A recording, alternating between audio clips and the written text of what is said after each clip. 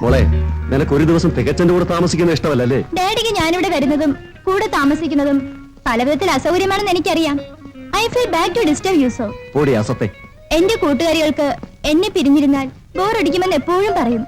ഞാനില്ലെങ്കിൽ ഹോസ്റ്റലിൽ ഉറങ്ങിപ്പോകുമെന്ന് അവർ പറയുന്നത്. എനിക്കും കാണണ്ട, എനിക്ക് കാണാൻ നീ ഉണ്ടല്ലോ. അപ്പോ ഞങ്ങൾ മുറിയിലേക്ക് പോവുക.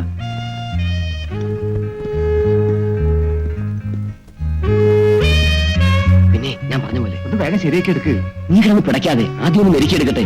അത് നിന്റെ കയ്യിലോട്ടിട്ട് വരാം. രാജു ഇവിടെ. അവനാ മുറിയുടെ വാതിക്കെ മാറാതെ വെറുകനെ പോലെ നടക്കുക. നമുക്ക് സംശയം ഒന്നും കിടയാതെ കേട്ടോ. നീ വാങ്ങിച്ചല്ലേ? ആ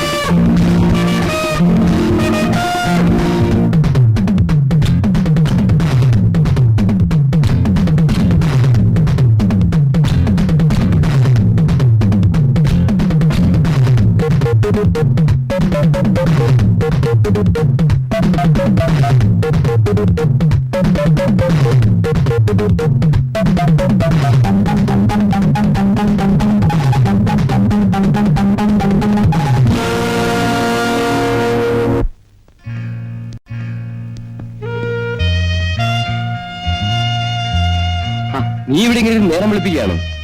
വാ പോയി കിടക്കാം. വേണ്ട, ചേട്ടൻ പോയി കിടന്നോളൂ. അപ്പൊ നീ? ഞാനിവിടെ തറയിൽ കിടന്നോളാം. നീ വെറും വണ്ടിയാണല്ലോ. വാ. വേണ്ട, എന്നെ തൊടണ്ട. നമ്മുടെ വിവാഹം രജിസ്റ്റർ ചെയ്യുന്നവരെ എന്നെ തൊടരുത്. നാളത്തെ രജിസ്ട്രേഷൻ വെറും ഒരു ചടങ്ങല്ലേ. എനിക്ക് നിന്നോട് സ്നേഹമാണ്, നിനക്ക് എന്നോട് സ്നേഹമാണ്. നമ്മൾ വിവാഹം കഴിക്കാൻ തീരുമാനിച്ചു. അത് നാളെ നടക്കും. അപ്പൊ പിന്നെ നമ്മൾ അന്യരാണ്. നമ്മൾ ഇപ്പോഴേ ഭാര്യ ഭർത്താക്കന്മാരല്ലേ.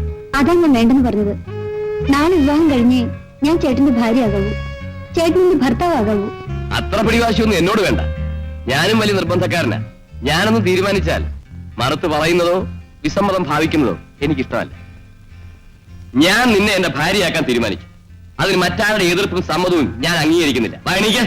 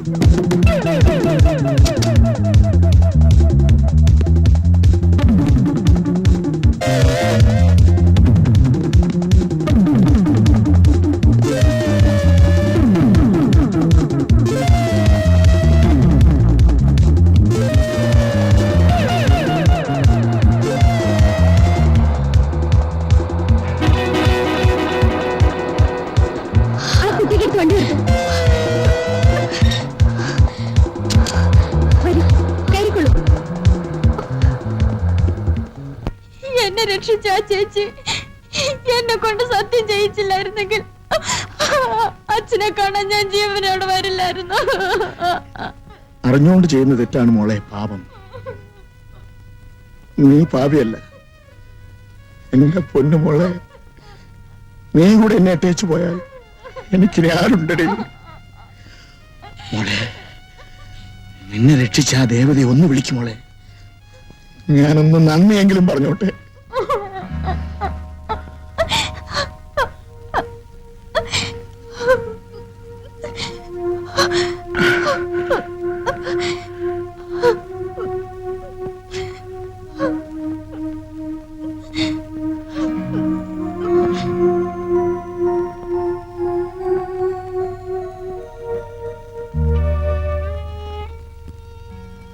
രാധമ്മയോ?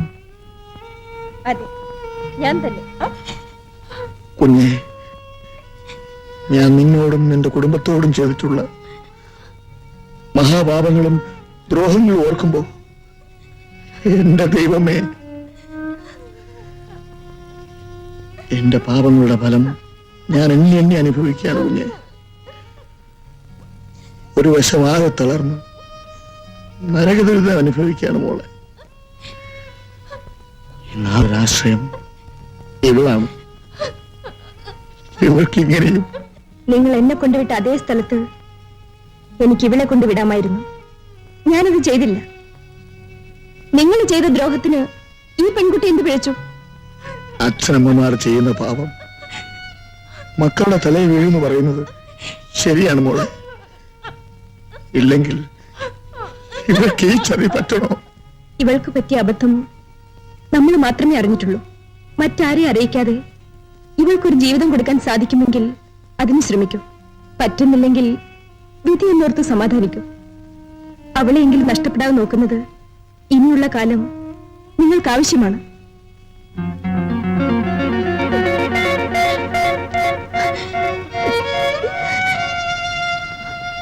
ഇതാ കുറച്ച് പണം. നിങ്ങൾക്കിന്ന് ഇതാവശ്യമാണ്.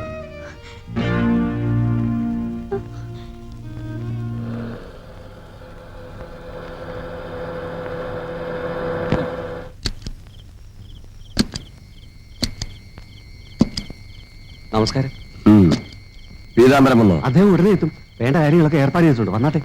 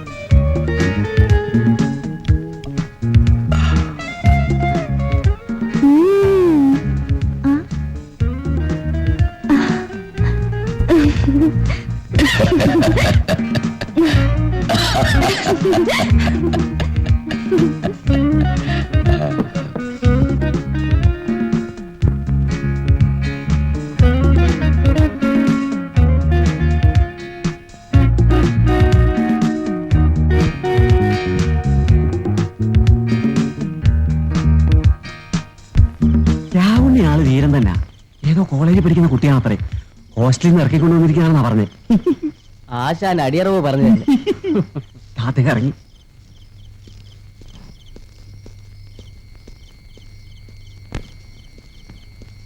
ആ, മിസ്റ്റർ പീതാംബരന്റെ ഏർപ്പാടുകളെല്ലാം ഭംഗിയായി. ഞാൻ നിൽക്കുന്നില്ല, ഇന്ന് തന്നെ അങ്ങ് എത്തണം. അപ്പൊ നാളെ ഞാൻ വന്ന് കാണാം. ആയിക്കോട്ടെ. മിസ്റ്റർ പീതാംബരൻ, ആ കുട്ടിക്ക് ഇന്ന് തന്നെ ഹോസ്റ്റലിൽ പോകാൻ പറ്റില്ലെന്നാ പറയുന്നത്. നാളെ വിട്ടാ മതി. അതൊക്കെ ഞാൻ നോക്കിക്കോളാം. ആശാൻ പോണം. ആ,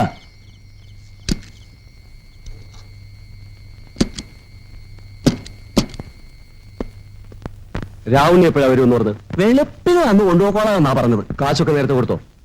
ഇതെന്നെ ഏൽപ്പിച്ച കാര്യമല്ലേ. ഒരു പരാതിയും വരാതെ ഇടപാട് കഴിഞ്ഞ് കണക്കും ബാക്കിയും ഞാൻ സാറിനെ ഏൽപ്പിച്ചോളാം. പിന്നെ വെറുതെ സമയം കളയണോ? നീ എന്നെ ചീത്തയാക്കി അടങ്ങും. ഏതായാലും സാറ് കാശ് മുടക്കിയതാ. വെളുക്കുന്നത് വരെ സമയമുണ്ട്. പാർട്ടി പുതിയതാ, ഇതുവരെ നമ്മുടെ ലിസ്റ്റിൽ വന്നിട്ടുമില്ല.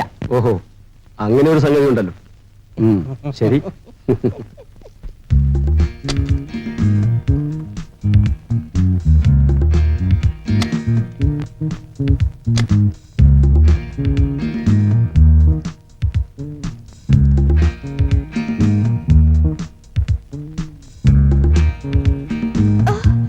ഡാഡി,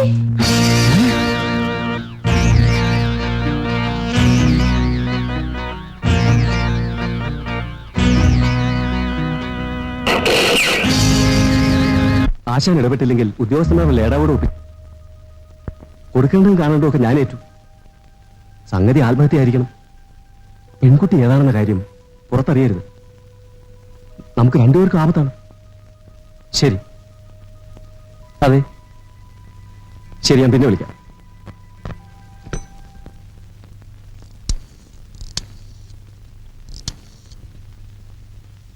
ഹലോ, നമസ്കാരം സർ. കോൺട്രാക്ടർ പീതാംബരന്റെ വീട്ടിൽ നിന്നാ രാധയാ സംസാരിക്കുന്നത്. ആ അതെ, ആ പെൺകുട്ടി പീതാംബരൻ മുതലാളിയുടെ മകള് തന്നെ.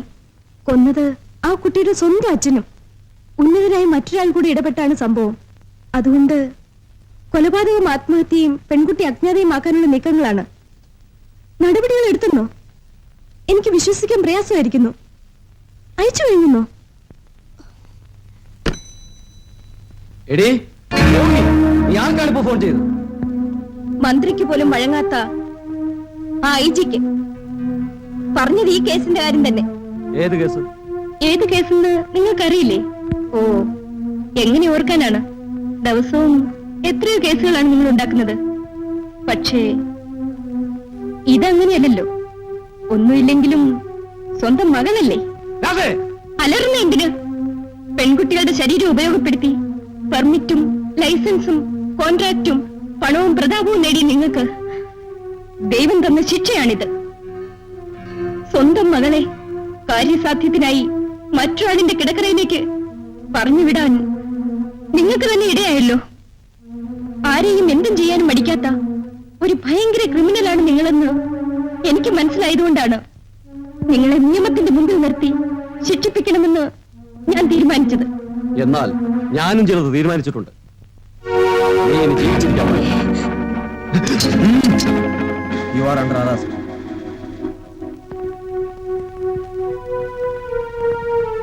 രാധയെ കണ്ട് മാപ്പ് പറയാൻ എനിക്കിതുവരെ സാധിച്ചില്ല.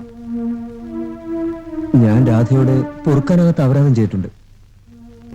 അതിന്റെ ദൈവശിക്ഷ എന്നോണം എന്റെ പേരിൽ സസ്പെൻഷനും അന്വേഷണവുമാണ്. അതെന്റെ കണ്ണു തുറന്നു. ഞാൻ മനം നൊന്ത് ഈശോയോട് മാപ്പിന് അപേക്ഷിച്ചു. ഉദ്യോഗത്തിൽ തിരിച്ചു കയറിയപ്പോൾ നീ പറഞ്ഞ വാക്കുകളാണ് എന്റെ ഓർമ്മയിൽ മാറാതെ നിന്നത്.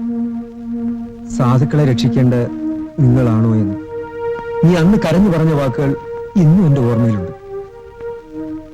പിന്നെ അതാണ് ഇന്നുവരെ എന്നെ നയിക്കുന്നത്. നീ എനിക്ക് മാപ്പ് തരും.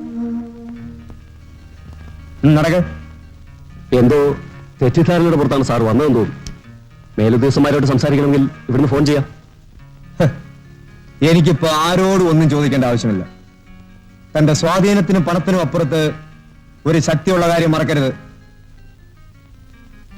ആ TV വാച്ചറെയും പെൺകുട്ടിയെയും കൊണ്ടുവന്ന ബ്രോക്കറെ കസ്റ്റഡിയിലെടുത്ത് ചോദ്യം ചെയ്തതിന് ശേഷമാണ് തന്നെ ഞാൻ അറസ്റ്റ് ചെയ്യാൻ വന്നത്. നിയമം അനുവദിക്കുന്ന എല്ലാ നടപടികളും നിങ്ങൾക്ക് സ്വീകരിക്കാം. അത് പിന്നെ now you are under arrest. നടക്ക്.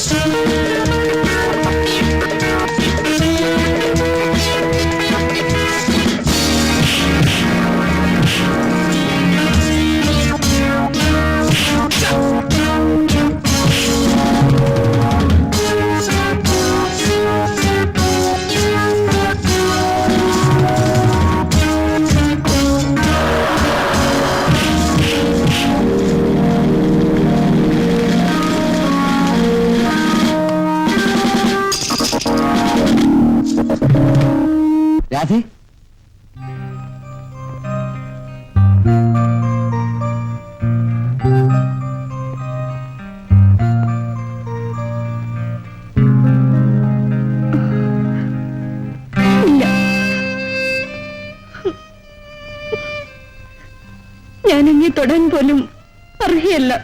നീ അങ്ങനെ പറയരുത്. ഒന്നും നിന്റെ കുറ്റം കൊണ്ടല്ല. എല്ലാം അറിഞ്ഞിട്ട് തന്നെയാണ് ഞാൻ വന്നത്. നിന്നെ സ്വീകരിക്കാൻ തന്നെയാണ് ഞാൻ വന്നത്. നിന്നെ ഇവിടെ നിന്ന് കൊണ്ടുപോകാൻ തന്നെയാണ് ഞാൻ വന്നത്. പാടില്ല, ഒരിക്കലും പാടില്ല. അങ്ങ് വരരുതായിരുന്നു, എന്നെ കാണരുതായിരുന്നു. അതൊക്കെ ഞാനും ആലോചിച്ചതാണ്. നീ ഇല്ലാതെ എന്റെ മനസ്സിലൊരു സ്വസ്ഥതയും കിട്ടുന്നില്ല. അതുകൊണ്ട് എനിക്ക് നിന്നെ വേണം. നീ ഇല്ലെങ്കിൽ എനിക്കൊരിക്കലും ജീവിക്കാനൊക്കില്ല. എന്നെപ്പറ്റിയും എന്റെ ജീവിതത്തെപ്പറ്റിയും എല്ലാം അറിഞ്ഞിട്ടും എന്നെ വേണമെന്നും എന്നെ സ്നേഹിക്കാമെന്നും തോന്നിയത് എന്റെ ഭാഗ്യമാണ്. ഒരു വേശ്യയ്ക്കും ഇതുപോലൊരു ഭാഗ്യമുണ്ടാവില്ല. പക്ഷേ അങ്ങയുടെ നല്ല മനസ്സിന് മുതലെടുത്ത് എന്റെ കളങ്കം മറച്ചു വയ്ക്കാൻ ഞാൻ തയ്യാറല്ല. ദയവ് ചെയ്ത് എന്നെ മറക്കൂ. ഒരു നല്ല പെൺകുട്ടിയെ വിവാഹം ചെയ്ത് സന്തോഷമായി ജീവിക്കൂ. ഞാൻ ജീവിക്കണമെങ്കിൽ എനിക്ക് നീ കൂടെ വേണം. ഞാൻ കൂടെയുള്ള ജീവിതം അങ്ങേക്ക് നരകമായിരിക്കും. സമൂഹവും നാട്ടുകാരും ഒരിക്കൽ വേശ്യയായി ഒരുത്തിയെ പിന്നീട് മാന്യതയോട് അംഗീകരിക്കില്ല. ഒരു വേശ്യയെ സ്വീകരിക്കുന്ന പുരുഷന്റെ ത്യാഗവും മറ്റുള്ളവർ അംഗീകരിക്കില്ല. മറ്റുള്ളവർക്ക് വേണ്ടിയോ മറ്റുള്ളവരുടെ ഇഷ്ടം നോക്കിയോ അല്ല ഞാൻ നിന്നെ സ്വീകരിക്കുന്നത്. എനിക്ക് വേണ്ടിയാണ്, എന്റെ സന്തോഷത്തിന് വേണ്ടിയാണ്, എന്റെ സ്വസ്ഥതയ്ക്ക് വേണ്ടിയാണ്. വരൂ. മറുത്തൊരു മറുപടി എനിക്ക് ആവശ്യമില്ല. നിന്നെയും കൊണ്ടല്ലാതെ ഞാൻ ഇവിടുന്ന് പോവില്ല. ശരി, ഞാനിപ്പോ വരാം.